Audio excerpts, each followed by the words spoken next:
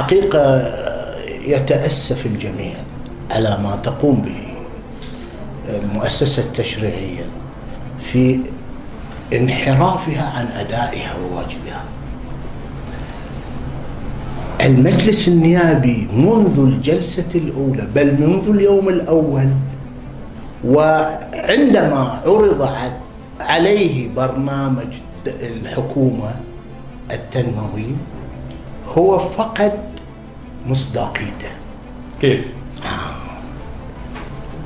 لم يضع القوانين التشريعية وهي أداة العمل المختصة به كمجلس.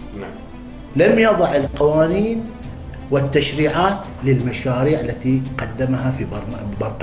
قدمتها السلطة التنفيذية والحكومة في مشاريعها.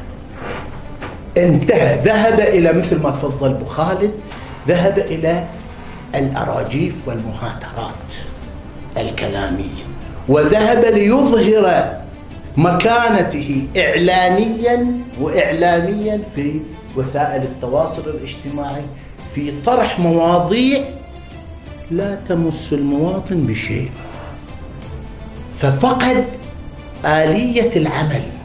اعذرني،